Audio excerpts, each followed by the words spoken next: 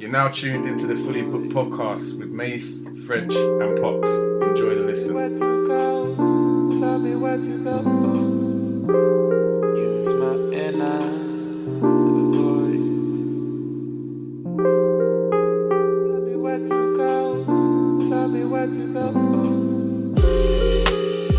Alright, funny. Anyway, listen, book review for Deal Breakers.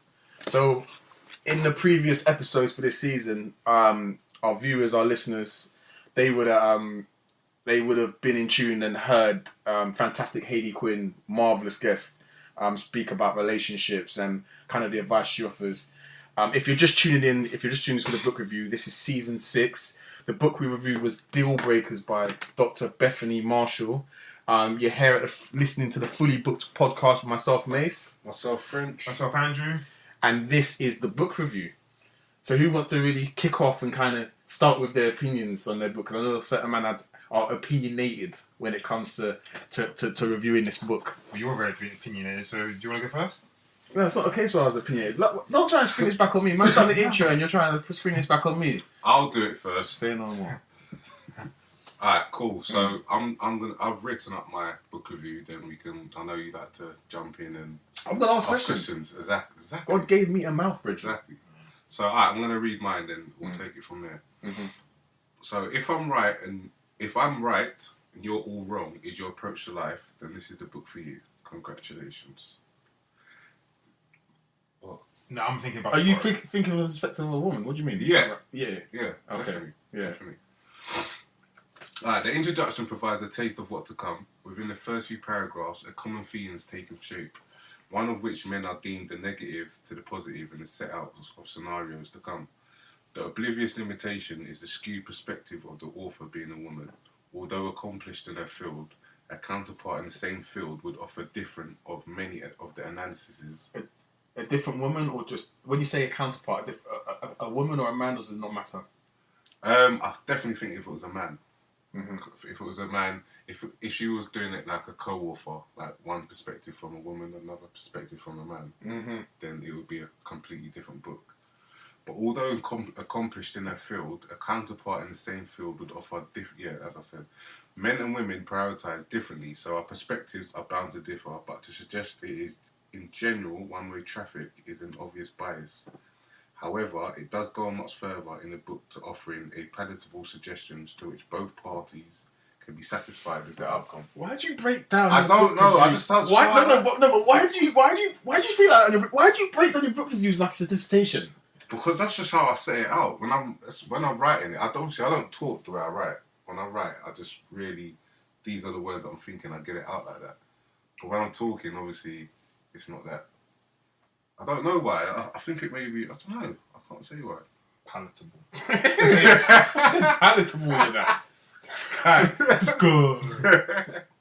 I automatically had my back up on the wall from the jump.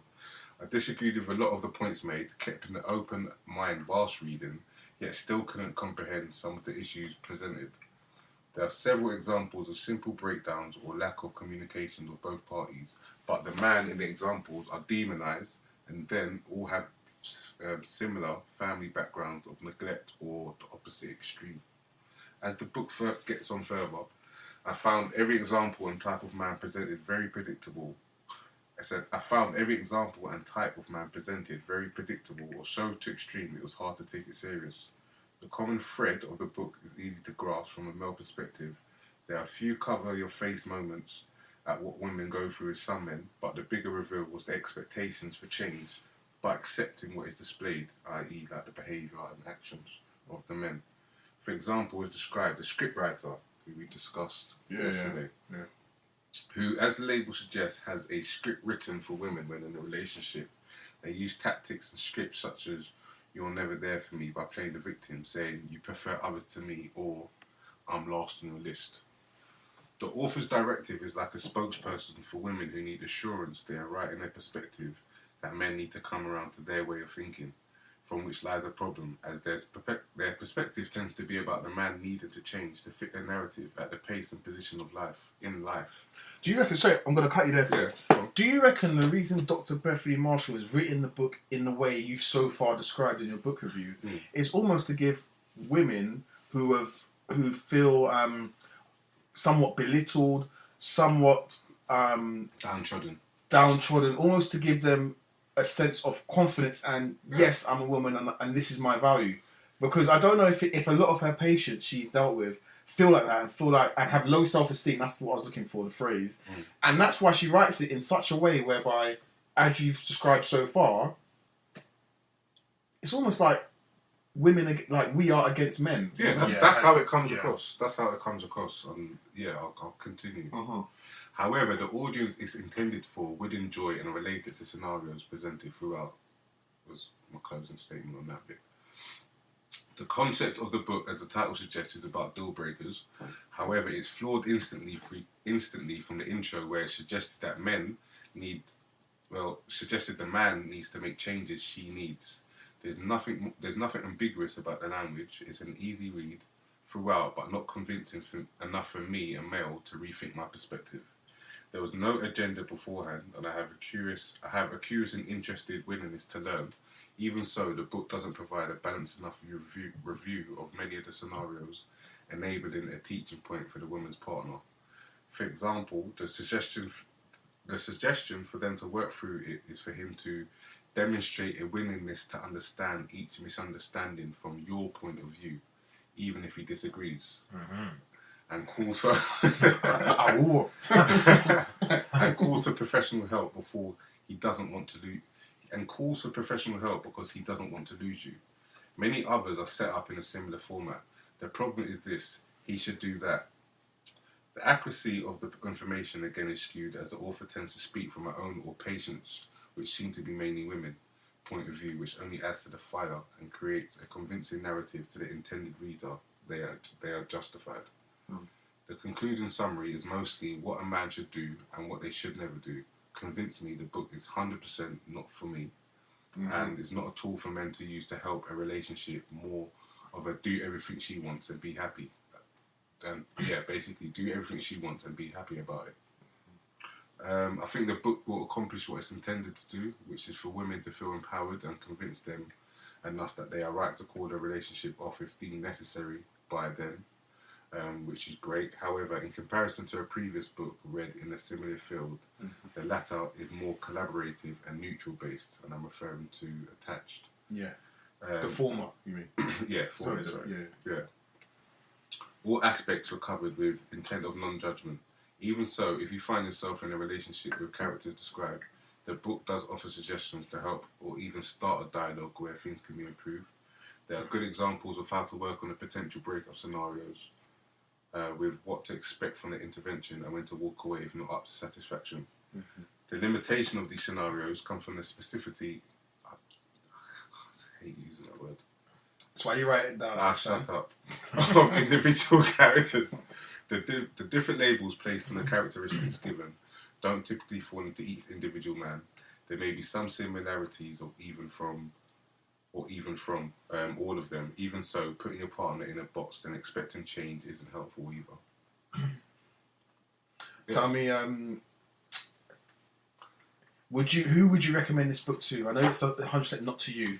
Who would you recommend? I kind of mentioned it in terms of, for if you're a woman that needs confidence in looking to break up, if you've got planned on breaking up anyway, and you need confidence that, okay, I'm justified in The decision feeling this way and the action I'm going to take. Here's a book that will break down, this is why I should feel like this and this is why I should do that. And if he hasn't done X, Y, and Z, then that gives me more justification to go and break up or whatever it is it may be. I think, that's definitely the audience that she's looking for. And we normally rank books out of 5 or 10. Where are you with this one? I'll give it a 1 out of 5. 2 at best. 2 out of 5. I'll give it a 2 out of 5. So 3 or 4 out of 10. Yeah. Wow. So it won't Damning. So it won't be on on anyone's Christmas present list then? Nah. Oh, No, I think it's an old train of thought. Okay. That the perspective of the Doctor or the author is an old train of thought, and I think I'm not too sure if it says when it was written. I was just about to say that because we had that conversation when we were recording the podcast as to when the book was written, because I think that should be.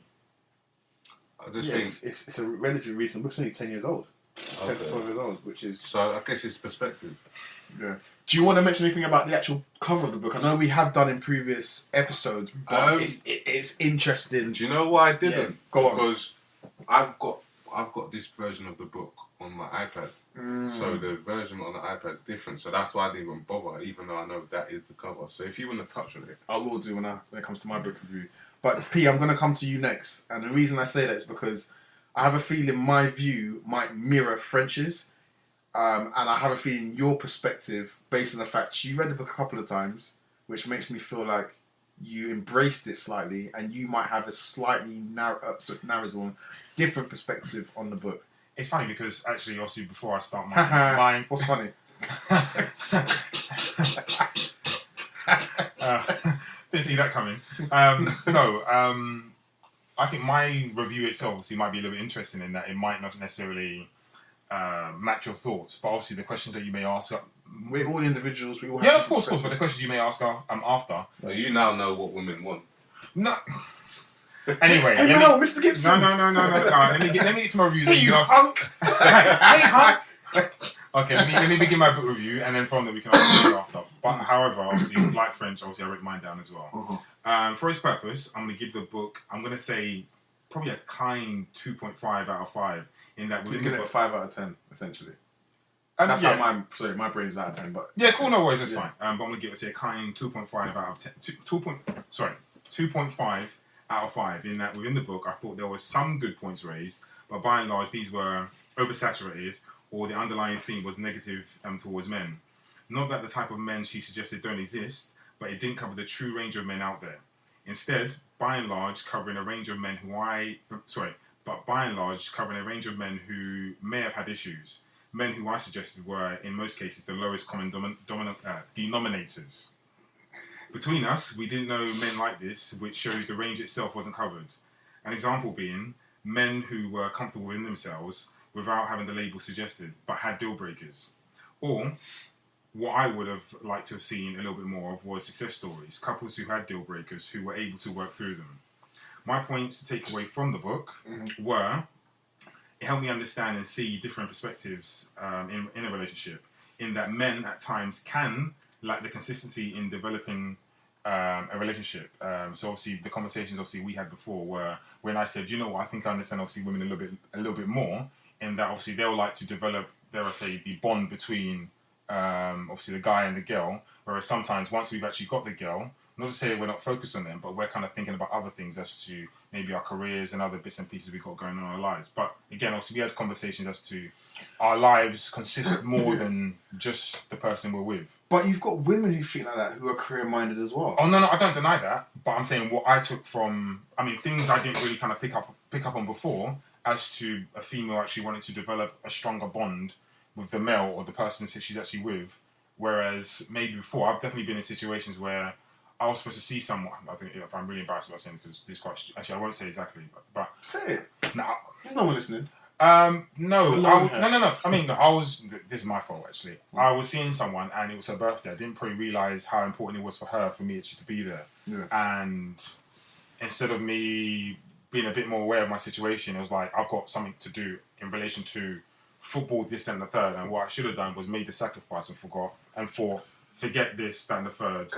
Go on. I was just going to ask you, was the relationship labelled? No, it wasn't. But I think at that point, I probably should have known what I was in or where I was going with this, because we both liked each other. It wasn't a case of we didn't like each other. It was very obvious. But maybe I'm quite stupid like that. I don't really see things, so I think you need to make it really clear and obvious to me. But I think I should have known that. And then when I explained it to one or two of your friends, they're like, "Oh, duh, it was her birthday, and she invited you to come. Yeah. You should have known." But do you think you set expectations then? I don't think I set expectation.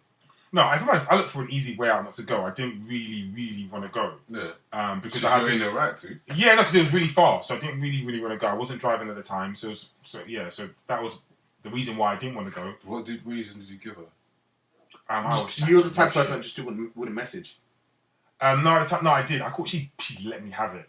So you messaged her, she let you have it? I can't remember a message. I must have called her. Yeah. What, and said that you're not coming? Yeah, and I gave some lame excuse, and she let me have it.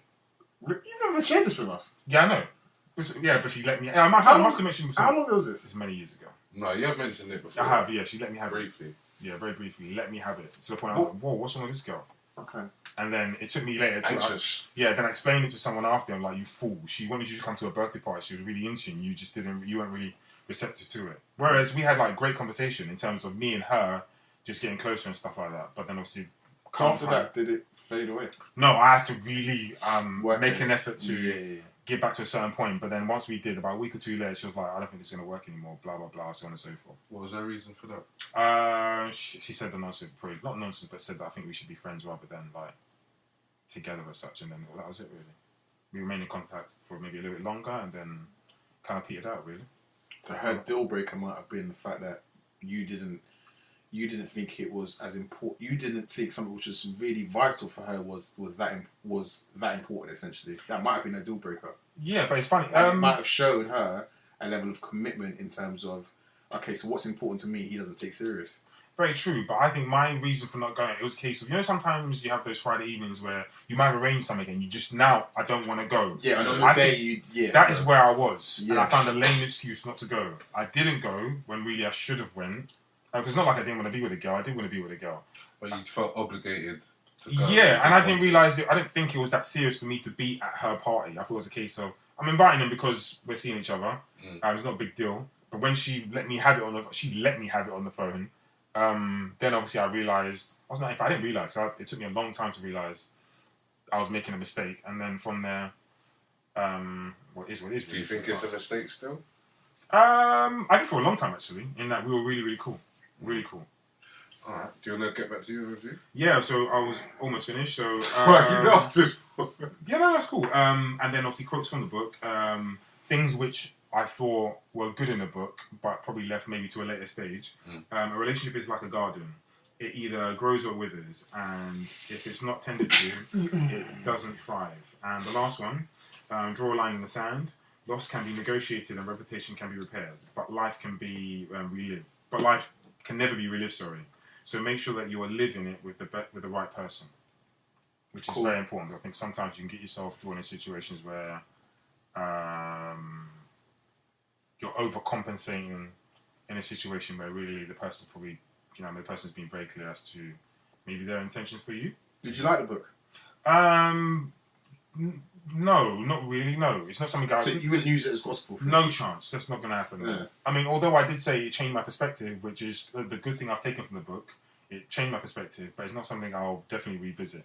But I revisited it before quotes such as the last two I mentioned. But why do you think the book had that effect on you? That it was able to change your perspective? And give me one example of how it's changed your perspective. Oh, sorry. Well, you did say about the fact that you can see women want to bond more and maybe men want to. Yeah, I mean, because I think maybe within, I don't know if there was a theme of the story. I don't know if it was a direct theme where a lot of the stories, a lot of the women wanted to be closer to their men, and a lot of the guys tended to be kind of maybe arm's length invasive, where they didn't necessarily want to sleep in. The stories where guys didn't want to sleep in the same bed as the women and stuff like that, and it made me think, you know what, the women just generally want to have a greater and a stronger bond, obviously, with men, and sometimes that isn't the case, because if I'm looking at myself, and I did look at myself, I was quite self-reflective, where I thought, actually, for a very long time in my early 20s, I was quite career-orientated, where nothing really... Obviously, if I was seeing someone. But first and foremost, it was football and what I was focused on, and that person came after. And if I look at maybe other people, for example, in fact, I can think of a couple people, actually, who have said things like this, like they've been with their partners, but their career and what they're doing is what matters first. And maybe you lot may share the same thing, whereas your career is priority towards you, and your relationship is secondary, although you may not actually vocalise it to your woman. For the record, can we just say Mace doesn't agree with that? So I'm not saying I agree with that, I'm just saying these may be things that, like, men in general, this is where they are, but, like, in order to develop a relationship, I think you need to grow a stronger bond with women. And I think in order to Like, sorry. Who was you talking to? You just said Mace in general. Who was you For the record. Okay. Yeah, I was talking to the listeners. The listeners. You just said no one was there. There you go. Well, we know that we're being recorded. So it's like, when you, like, I don't know, no, this is not something to think about, but when you generally, not when you generally get to alter, but when you're marrying someone, you generally hear people say, oh, I'm marrying my best friend, blah, blah, blah. But there's no way you're going to be best friends with the person if you're constantly trying to keep an arm's length as to, I want to develop my career, this and that. At some point, you've got to give a little and actually want to develop a bond with someone. As I kind of mentioned, what sounded like silly stuff at the time, Inception and the bond between Leo and what was his partner and so on and so forth. That's kind of me. I don't know if you've got any other questions or anything else I need to expound on. Would you recommend it to anyone? No, I think it'd be problematic if I recommend it to someone, because I wouldn't want someone to use that as gospel or use that as a template with me, because we'd have a problem. Wow. Yeah, I think we'd have a problem. Who do you think it was aimed at? I guess like similar question. Who do you think this audience is aimed for? As you were going through your review, I thought to myself, you know what? Is it something which is supposed to be, what is the word? You know, people who just enjoy, like, not an argument, but like a frustrating conversation. I was gonna say You're trying to get at, and I don't want to group people, I don't want to stereotype, but those women who have all been through the same thing and maybe don't realise they're the issue, as in, like, they all get together like, yeah, and he done this to me, and don't worry, he's wrong, like, and because they're all feeding each other the same BS, they don't see the wrongness, and maybe they've done something wrong, or am I going... Yes and no. You know, I don't think I'm going to be able to articulate this properly, but things that just, like, add to the flame, you know, so they're reading the book and like, oh my god, and they get kind of, like, excited about it, and it's almost like I think... Sensational. Yeah. Like, I'd be very disappointed if the author genuinely, had a lot of those, agree with the points, I imagine she does, agrees with the points that she raised in the book. I think had she maybe brought one or two of success stories in the book, it would have kind of balanced it out a bit more.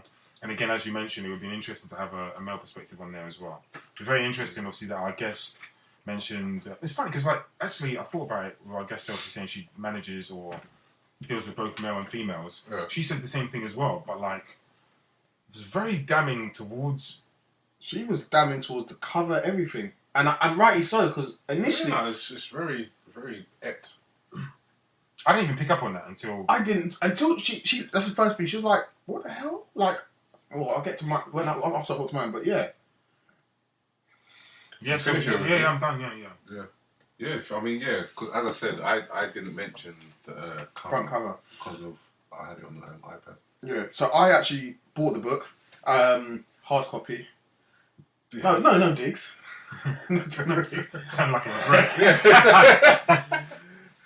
No, but just to start really on my conclusion and the book review, the book, if you haven't listened to previous episodes we've done for season 6, the book itself is like I call it a shocking pink, in that it's in your face, it's pink, and the front cover has the book title Deal Breakers, and then it has what looks like a woman's hand because they have like nails painted red, about to flick like a kind of, I would say, like a kind of IT industry looking. Yeah, that's a guy. An IT industry looking, you know, on a semi-decent salary guy, like kind of jeans, shoes, and a blazer, about to flick him away from the front page of the book. And even when you turn to the back of the book, there's a palm out. Once again, appears to be a woman's palm with the same man in her hand, and that straight away is damning. It's almost like, you know, kick to the curb any guy, like, don't give him a chance. And then the other one where it's got the palm out and the guy in the middle hand, like, yeah, haven't eaten out of the palm of your hand, which is what I said, I think, to either one of you two when you doing your book review about this book's almost aimed at women about. Sorry, the kind of guy that would agree. Maybe I didn't say it, but the kind of guy that would agree with this book is someone who actually just is within his in his woman's pocket essentially, and supportive of everything they want to do and doesn't really stand up for himself. Yes man. A yes man, perfect. So just to start off with my book review, Deal Breakers is about getting out of relationship purgatory. So says Dr. Bethany Marshall, where the present is unfulfilling and the future is the only thing you can hope for. But the book, and the future is the only thing you can hope for. But the book teaches us. Hold on, are you reading? I was stunned. Sorry? Me too. Reading. I was going to say the same thing. What do you mean? Are you reading your book review? This is new. What do you mean it's new? It's very new. Do you know what it is? Is it These just man- me? These Is man- it oh, just- do you know what it is? Do you know what? Like, cause I'm looking like, hold on. Like, what's going Do you know on what it here? is? This is Let not me tell you normal. something. Bullet points? You know. He actually said the quote as well. He said the quote like, look at that. Like, what? Hold on. Do you know what it said is? the quote and it sounded You know what it is? like an Let actual me get real quote. comfortable. Let me get comfortable here. Do you know what it is? These man don't reckon. You know when you get certain artists in the music game and they're like, yeah, I don't write stuff down. I just freestyle. And man like, yeah, you ain't that talented. These men don't recognise the natural talent. When This man guy's just, talking like he's Gen Z. Just read your book with me. these man don't Local rapper. these men don't recognise the talent where man can just freestyle off the dome and my book review just comes in classy. You know what I mean? Kind of rapper. Just read Then man don't recognise the talent. So I said, no, let me write a few things down this time, innit? And then man will freestyle the rest. But anyway, I'm going to start again for those, because I was rudely interrupted. You know the terms there, the terminology. Deal breakers is about getting out of relationship purgatory, where the present is unfulfilling and the future is the only thing you can hope for. But the book teaches us that it's far more important to work on the issues rearing their ugly heads in the here or now, as otherwise it will have long-term health implications on your future. So what I mean by that is that what Dr. Bethany Marshall is trying to say to her patients, say to her readers, is that if there's something going on now, if you're in relationship purgatory, if you're in a place whereby you're not so sure, but you don't have the confidence or willingness to either A, speak up, or B, pack up and leave, this book's saying you need to do it for your own sanity. And that's a theme throughout the book where she's trying to develop, from my perspective, trying to develop women who maybe have a low self-esteem and actually just want. Sometimes we all need that person, that friend, or that someone around us who has that kind of confident vibe who says you can do it, get up and go. Like you're powerful, you're made for this, you're built, you're strong, you're a woman or you're a man or whatever. You can get up and do what you need to do. Sometimes we just need someone to say that to us. We all need that little kick or push, or a little bit of guidance and advice. So that's what she's saying. That's a theme, a constant theme throughout her book. However, I'm very much of the opinion that yes, it's good to talk, listen, discuss views, as me and the man them do on our Fully Booked podcast. God bless. You know what I mean? Alhamdulillah for them man there. Like, don't mess with this wine and all that. Big gang up in the building. It's good to talk, listen, discuss views and opinions of people who have experience in a particular field or subject. But I do think Dr. Marshall should try to remain impartial when casting her views. And it's one of the things that Pocker French have already talked about. The fact that and even the book, the front cover, the back cover, you pick up this book and it says deal breakers, you might not necessarily know what it's what it's regarding.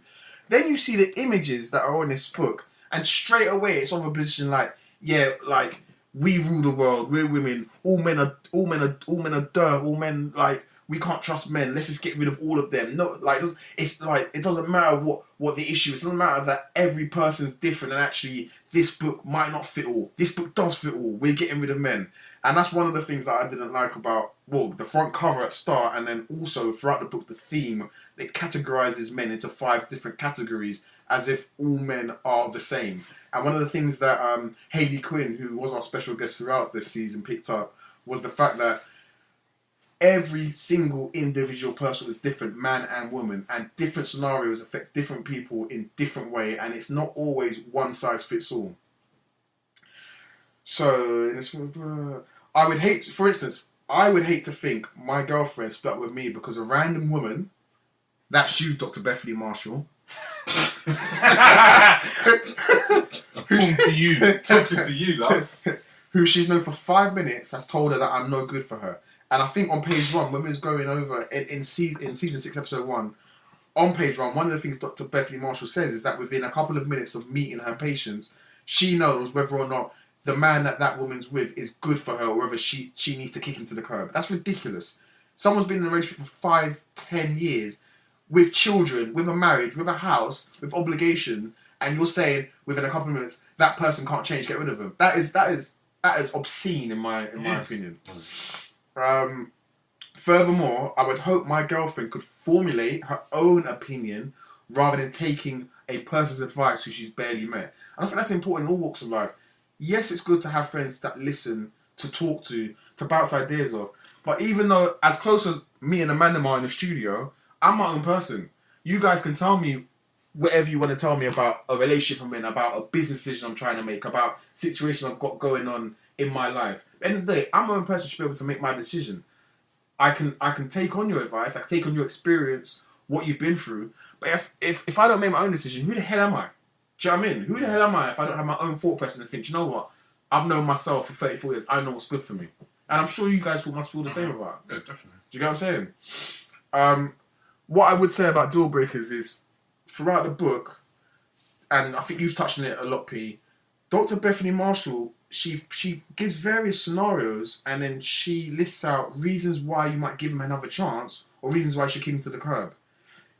It's ridiculous. Everyone's scenario is different. Everyone's relationship is different. Every woman thinks differently. There might be like,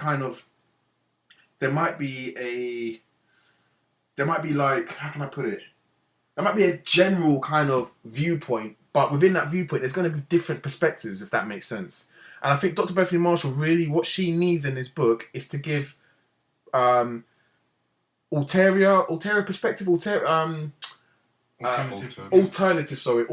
perspective. What would have been great if this book could have actually been really, really good if she had, do you know what? I consulted with this counsellor or this relationship expert from a man's perspective, or I interviewed 200 men who have been in this scenario and this is what they said, the reasons why they behaved like that, or the reasons why they've changed or didn't change. That would have given it a lot more depth. At the moment, what she's done is saying, I'm the guru, I'm Mother Teresa, I'm Guru Nanak. Do you know what I mean? Mm-hmm. I was going to say Ted Bundy, but yeah. But what she's saying is essentially, I'm the be all and know all. You follow my lead, you follow my advice, and you'll be all right. And I think that's wrong. End of the day, she doesn't know what that woman is going to have to remove herself from in terms of a support service, in terms of a home, in terms of a marriage that maybe all it needs is some detailed discussion to get back on track, rather than, well, he hasn't changed in 10 years, he's never going to change, you need to get rid of him, girl power. It's bullshit. It's absolute bullshit. That's a common theme throughout the book, and it's one of the reasons why I wouldn't recommend the book. I've already said to the girl I'm with at the moment, don't read the book. I've said, because I think if you ever read that book, you'd probably leave me. And it's based on someone who you've never met. It's written from the perspective of someone you've never met, who by all means might be a feminist. I haven't researched Dr. Bethany Marshall. I don't know if she's a feminist. I don't know if she's been hurt. I don't know if she's an absolute bitch man hater. Do you know what I mean? I don't know anything about her. And maybe that's my lack of research. But at the same time, for me, if you're gonna write a book, please give me an alternative perspective. Please let me know what someone else says, what someone what a man has said, or even what someone in your field who's a woman has also said that contradicts your theory and why you believe they might be wrong. Show me evidence, show me proof. There's other books we've read which are not in the relationship field, but How Not to Die was one. I didn't particularly enjoy the book, but guess what? There's a lot of scientific practice and theory in there. Mm-hmm. Do you know what I'm saying? There's a lot of research been done. So I have to respect it. With this book, I can't respect the book because it's hearsay, it's gossip, it's chit-chat, it's Jeremy Kyle. Do you know what I'm saying? So with that being said, and we've read another book on relationships called Attached. That too might be a lot of kind of gossip or hearsay, but what I definitely got or felt I got from that was not an opinion or perspective that forced me to go down a certain avenue. And there were certain tests. Fair enough, those tests might have been put together by the author.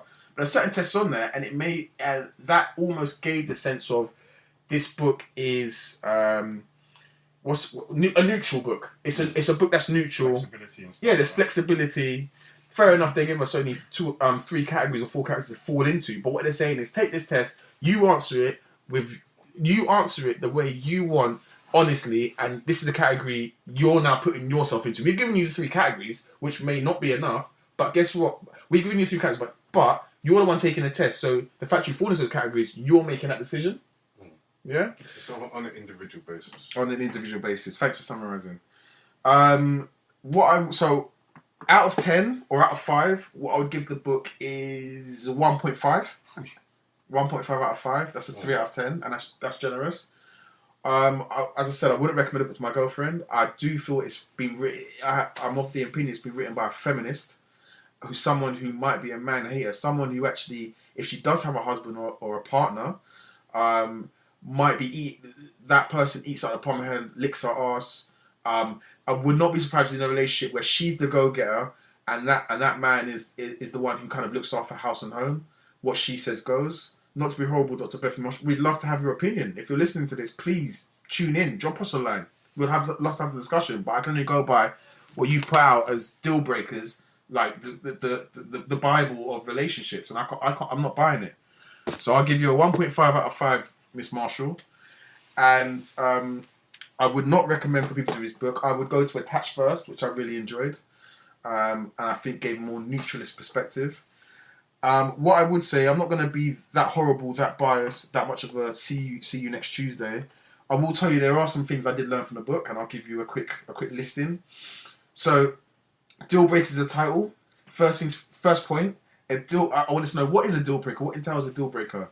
A deal breaker is the one non-negotiable term, if not agreed to, it means the deal is off. That can relate to relationships, business, and yeah, that is a fair point, because the boys know here in the studio with me that one of the things that I won't accommodate is a smoker.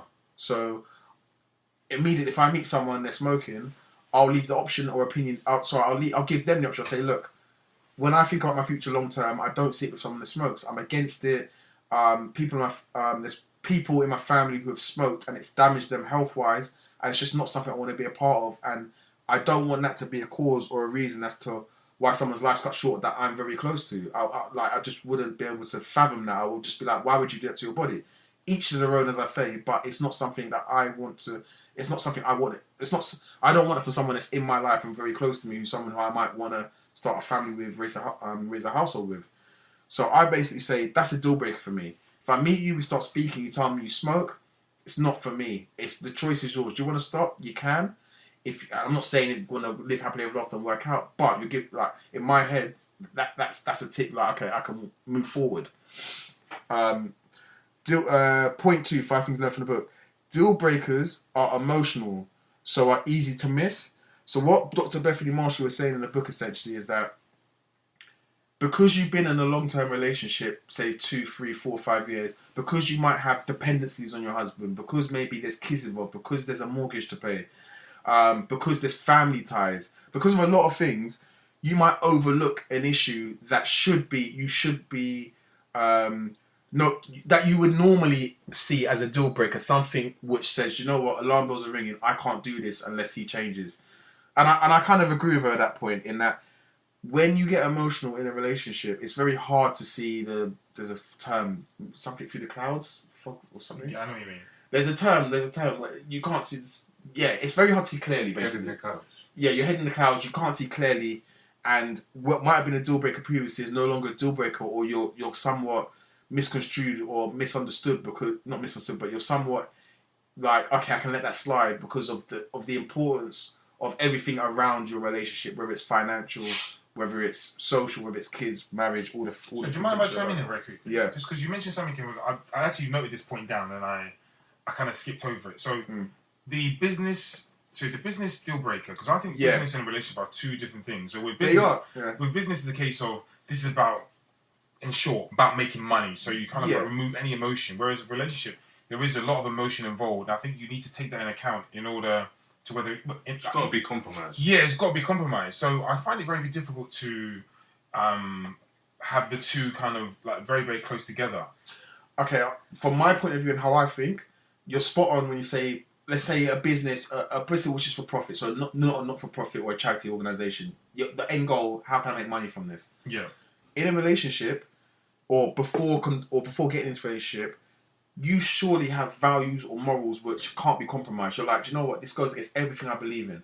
I wouldn't date, for instance, Adolf Hitler's daughter if she was still a Nazi. Problematic. Does that make sense? In my head, I'm like, no, because you know what?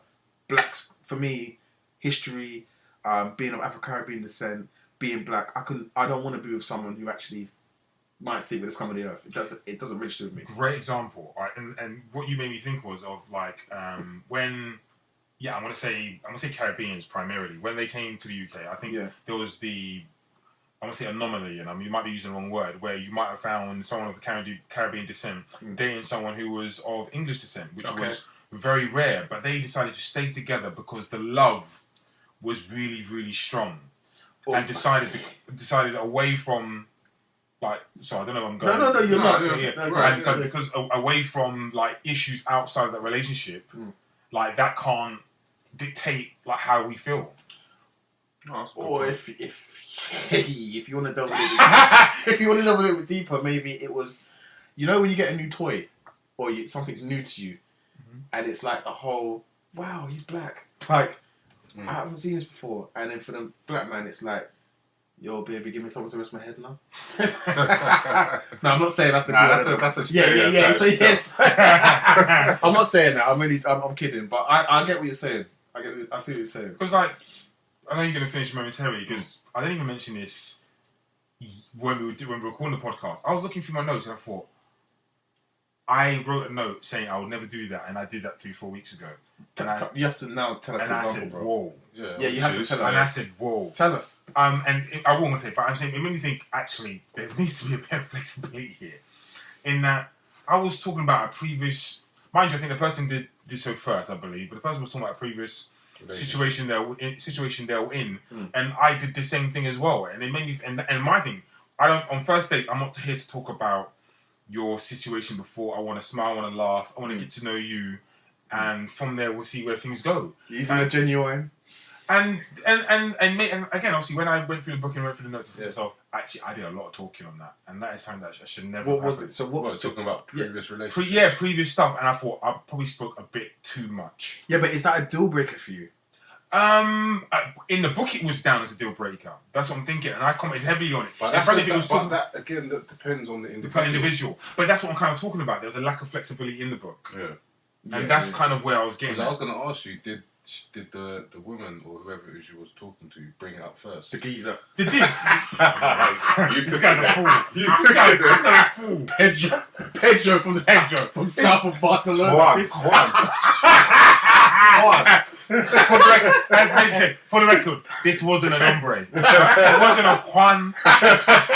It wasn't a Juan. Sergio. It wasn't Sergio. It wasn't a Juan. Senor. It wasn't a Senor. It was a señorita, pero. I was not speaking Spanish. It does, yeah. Anyway, yeah, that was funny. Do you want to continue? Did he finish? No, what I was saying is I was talking about a previous situation, which I don't think. Mind you, the conversation we're having, it was cool. We're having a great conversation. But in hindsight, did she bring it up? That was my question. Yeah, she started it, but I think I went. Okay. I probably shouldn't have went where I went. You know what I mean? No, I shouldn't have went where I went. No, I'm cool. I shouldn't have went where I went. Which we ended up having a great conversation. But I thought, in hindsight, I looked at it and I thought to myself, bro, I think you might have did a bit too much talking last night. And although it made for a great conversation, that's probably not getting you where you need to be getting. Yeah. Cool. Yeah. Cool. So I was talking about 5 points that I learned from the book. So point 3 I'm on now. A healthy relationship should include 3 important ingredients. Reciprocity. Why did you write it if you can't say it? I can't say any of these words. It sounded good. Reciprocity. Yeah, just move on. Generativity and honesty. So I'm just gonna go with honesty, which I agree with. Like, I'm of the belief, P, you might have brought this up. The person you're in a relationship with, that you're looking to build a future with, they need to be your brethren. They need to be your best. They don't have to be your best friend, but they need to be your brethren, your friend. You know what I mean? Strip away the sexual stuff, strip away all of that. Someone you can just have a conversation with, that you get on you have a level. There's a vibe there. Do you know what I mean? Yeah. No, you definitely want to be friends beforehand. Yeah, but that rarely happens. So You really think so? Well, you start off as friends. Sorry, no, so I've got that wrong. Okay. I think it depends, bro. Like, it can happen. Do you know what? Because I'm not saying it can't happen. Yeah. No, I'm just saying it rarely happens where you start off as genuine friends. Like you have a female friend that's not one of the almost like one of the boys. Yeah. But it then obviously develops into something much more. Yeah. I'm from my perspective, I've not seen it happen. Like, from my perspective, I can't speak for everyone. It can. I think it depends. And I'm not saying it can't happen either. Yeah, right. So I think it could depend on where you meet that person, that significant other. Because I think I've mentioned this probably in previous podcasts or just amongst us. If you're on a night out, the first thing that's going to attract you to someone is the way they look. So straight away, it's a physical thing. Do you get what I'm saying? Yeah. It's a physical thing. So you're not going to approach someone who you're like, nah, she ain't all that. When you're in a working environment, when it's someone who's a family friend or a friend of a friend, and you often see that person, and actually without realizing you're getting to know them and you're really interested in them, that physical trust can grow. Yeah. And that's how you can become. A friendship can be formed and then an attraction, and then that friendship obviously grows. But how often does that happen? That's how it happens for me. Well, that happened for me. Okay. That's how it happened for me. Fair enough. But that's what I'm saying. Like that's why for years, good few years now, I've always said like when I go out, I don't even go out and try.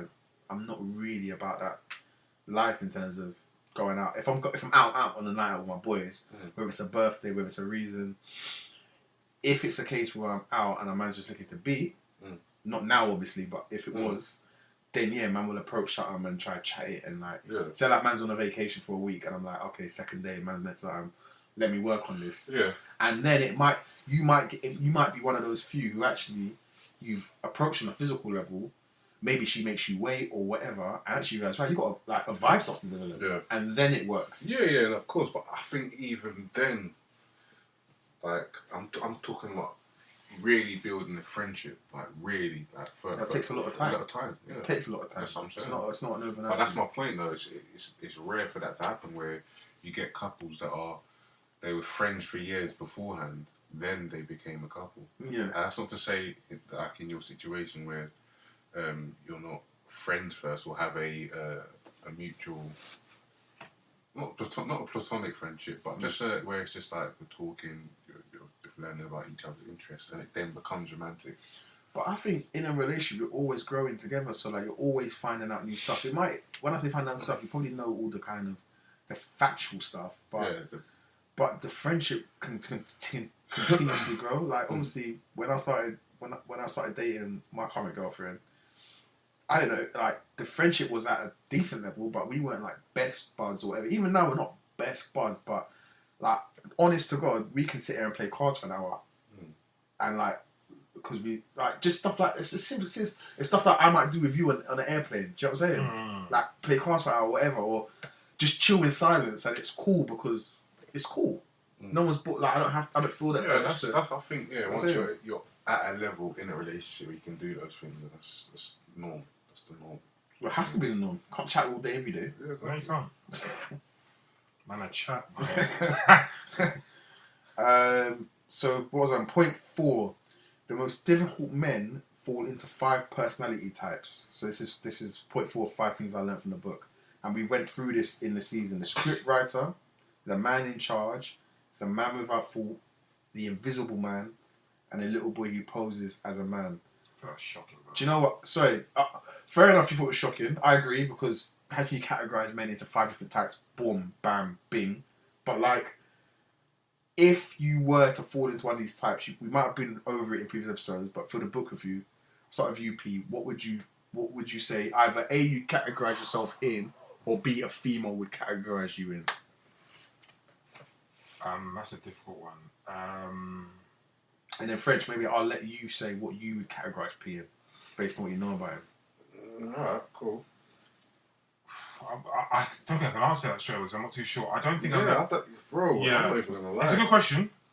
The one I'd identify with most, because you're looking at, what I'm thinking of is the worst part of me, which is probably the worst part of me. Where does it fit into those categories? Yeah. Flame's sake. I don't know. I really don't know.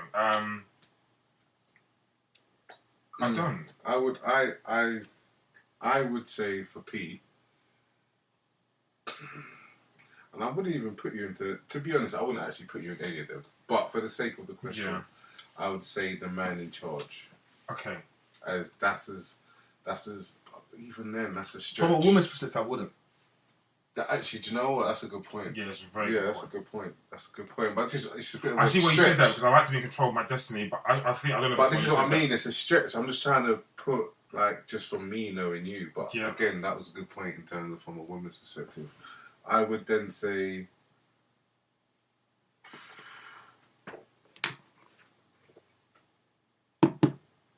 Just go brighter, do I? I don't know. Nah, I don't know.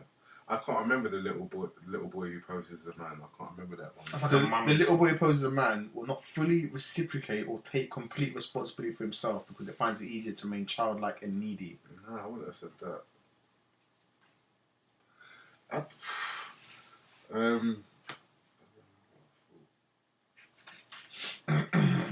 Maybe the man without fault. And yourself, Mace? In regards to myself? I'm trying to remember what the Invisible Man was because I wouldn't say you're the little boy. I wouldn't say you're the man in charge. I'd say you're far from that when it comes to a woman. I'll be honest. If you've got feelings for a woman, Oh yeah, if I got feelings for when I'm in trouble, I've picked that up. Yeah, I've picked that up for myself a few times. And it's funny, not to expound on that, is more often than not, like, obviously things start off kind of evenish, and in recent time it's been a case of the person not chasing me, but the person more so is chasing me rather than the other way around. Certainly in recent time, and then bang out now I'm thinking, well, how the fuck have I found myself in this situation? But anyway, sorry, go on, Mason. do you know what this highlights? Actually, it's Go a on. good point. The fact we can't place P, we know him very well, better than Dr. Bethany Marshall, and we can't place him in one of these 5 categories. Exactly. But she would able, if P's girlfriend went to go speak to her, she would be able to tell his Exactly. girlfriend whether he should be with her or not. Bullshit. Yeah, I'll be honest. I can't place you.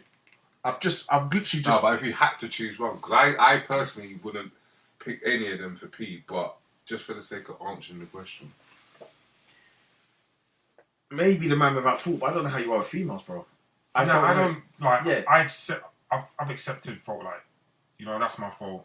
I understand that. Even sometimes when it's not my fault, I go, alright, whatever. Like, See, so yeah, it's a stretch. It's So a that stretch. goes to show that straight away is like a minus against the book Right. because we know P better than Dr. Bethany Marshall, Yeah. and obviously we're picking from a men's perspective, but we know how he'd be in that. We know from what he discusses Yeah, with of us course. how he's been in female situations. Mm. Do you get what I'm saying? My female. All right. Yeah, now my girlfriend, she would say that I am I'm a cross between the man in charge and the man without fault for sure, and that's what I'll put you at as well. Yeah, the man in charge, a cross between the man in charge and the man without fault. I would have said the Invisible Man. I would have said it too, but I agree with the Aspect Do you of know the what? Invisible Man. It's hard because I think from my perspective, and just when we speak, I'll put you in those 2 categories.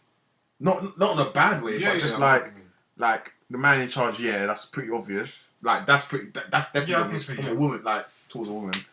And the man without fault, it's not in a harsh way, but it's more like you know what you're doing, and she might have a view, but that don't mean nothing to me. I think you're very good at defending your reasons as to why you're doing something. I don't know if that Exactly. explains it very well. Yeah.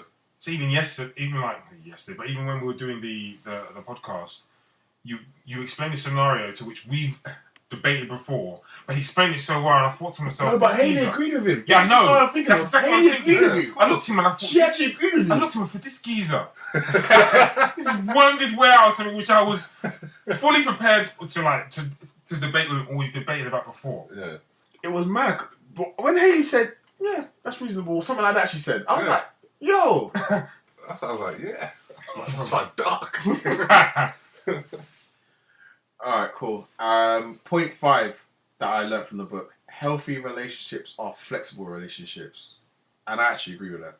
Yeah. Like, No, there are points. There Yeah. are points that you could agree with. I mean, you guys have pointed out some of the things, I guess, golden nuggets or nuggets of wisdom. Mhm. There's a couple that I did highlight myself. I'll okay, go through them once go you're for it, finished. man. I'm pretty much done. So, my book review. The conclusion is, I would not recommend this book to any female, because I think Dr. Bethany Marshall is she's very closed in her opinions. She sees it from her side and her side only, and I wouldn't want to think she's giving advice to numerous women out there who actually are in relationships where their men don't fall into this category, and actually just because she says, so what she does in every chapter towards the end is she breaks down she gives you scenario based circumstances, and she says, if he reacts in this way, give him a chance, and if he reacts in the other way, you need to get rid of him. Nothing is set in stone like that, and I think that's wrong of her to do that. She goes on like she's the guru, like she's been through every type of relationship, like she is every type of woman, and like she knows every type of man. So read the book if you so wish, but please read it A, with a pinch of salt, I'll say it, and B, try and get a differing opinion to the book as well, so you've got something to counterbalance it against, and you can form your own opinion. Cool. I'll just quickly run through the literally what I found as well. It was at the end of the book that I thought she gave some form of good advice. Mm-hmm. Like, there was nothing at the start, I felt. So the last 3 parts that I'm gonna mention is, tell yourself why would I want someone who cannot love me as I deserve to be loved. Repeat this mantra until you finish grieving, and that's on 180. Mm-hmm. And if he is the right guy, he will tolerate the unexpected and the unknown because he trusts you, which I think is pretty good advice. Yeah. And the last one being, why did she leave this in the book? Like the snakes men. Yeah, right no, to it's the end. literally the end of the book. It's What like the the last hell, few man? pages. Literally the last few pages. And if you continually find yourself in relationships that are not working, you should ask yourself, where am I going wrong? Am I creating? What's the rest of it? That's crazy. So she puts that at the end, whereas throughout the book she should have been saying, actually, maybe this scenario is not based on the man, but where can I improve? How can I help him to Oh improve? man, that's what some of the points that Hayley was making yesterday in terms of working on yourself. Mm-hmm. So she goes on to say, am I recreating my painful past in my current relationships? That's a Am I big point. refusing to be open to new experiences? Am I attracting the wrong guys because I'm not emotionally healthy? I am not an emotionally healthy person that I expect a man to be. So yeah, That's a big point. And where is that? Right at the end of the book. that's at the It's very end ridiculous. of the book. Yeah, That's ridiculous. literally at the end of the book. And I think there may be one more. So these are positives we're saying, basically. We're saying these that are the actually positives. there's a few things in there where it makes you think, okay, like, it might be down to the woman to actually look into herself, or maybe or Dr. Bethany says it might not all be the man's fault, but unfortunately these are all towards the right at the end of the book. By this point, any woman that's read this book has been fully turned and is now thinking like Dr. She probably Bethany would have Marshall. finished their relationship by she gets to this part of the book. But yeah, on the last point, it is the you that you take from a relationship to relationship and from experience to experience. The you who knows your value, knows what you think and feel, and makes your own decisions. I think that's like the last, literally good advice that she offers at the very last page of the book. Yeah. People's anything you want to point out where it was like poignant or significant that you took from the book? Nah, not really. I mean, I think I kind of meant. I mean, I mentioned obviously 1 or 2 points as to quotes from the book at the end of my review, to which I thought were very useful. I think French has done the same thing as well. Probably could have spoke about those maybe a little bit more. But I think for me, I read the book not talking to someone at the time, and then I read the book when I was talking to someone. It made me kind of rethink things. As I mentioned before, maybe our approach at times can be a little bit different. But apart from that, I think maybe the structure of the book and the direction of the book wasn't the greatest. It was almost like a piñata and giving someone an opportunity just to bat. Yeah. You know what I mean? That's a good analogy. Yeah, just to bat. Hold on. You know what I mean?